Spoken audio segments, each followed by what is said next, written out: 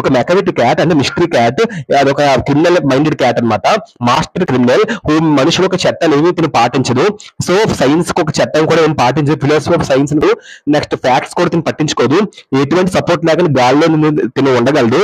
So ఇంకేం చేస్తంటే ఫకీర్స్, magic చేసే ఫకీర్స్ కంటే వాళ్ళు కూడా భయపెట్టే విధంగా ఉంటుంది. పోలీసుల కంటే ఫాస్ట్ పరిగెడతారు, ఫ్లయింగ్ స్క్వాడ్ కంటే ఫాస్ట్ పరిగెడతారు, వాళ్ళిద్దరు కూడా దీన్ని పట్టుకోలేరు. ఇంకొక ఆశ్చర్యకర విషయం ఏంటంటే తప్పులు చేసేస్తుంది. ఆ తప్పులు రివీల్ అయినప్పుడు అందరు పోలీసులు వచ్చే తప్పుల కోసం ఎంక్వైరీ చేసినప్పుడు దరిదాపుల ప్లేస్ లో కూడా తిని ఉండదు. అర్త్ లో కనిపించదు, భూమి మీద కనిపించదు, గాల్లో కూడా కనిపించదు. అందువల్ల క్యాట్ ని ఎవరు శిక్షించకుండా ఉండిపోతుంది, ఎవరు శిక్షించలేకపోతున్నారు. ఇది ఒక అల్లం రంగులో ఉంటది. సో చాలా టాల్ గా, చాలా సన్నగా ఉంటది, చాలా లోతైన కళ్ళు, మునిగిపోయినట్టుగా ఉంటాయి తన కళ్ళు.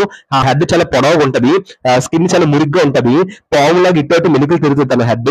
తన ఒక నుదుట ముడతలు పడినట్టుగా ఉంటది, విస్కర్ చెంపలతో జుట్టు దూకున్నట్టుగా ఉంటది, ఎప్పుడు అలర్ట్ గా ఉంటది ఆల్వేస్.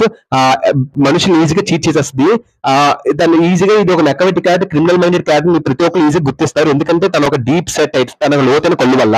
ఇప్పుడు ఏం చెప్తుంటే ఇలాంటి మెకావిట్ క్యాట్, మిస్టరీ క్యాట్, ఏకైక క్యాట్ ఎక్కడ ఉండదు, ఇది ఒక ఏకైక క్యాట్ అని చెప్తున్నారు. ఈ యొక్క పోల్ మెయిన్ థీమ్ ఏంటంటే అమ్మా criminality, because of the poem is comparison to criminals. Criminal కోసం కంపారిజన్ చేసి చెప్తున్నారు. మనుషులు క్రిమినల్స్ కూడా ఇలాగే తప్పులు చేసి తప్పించుకుంటున్నారు.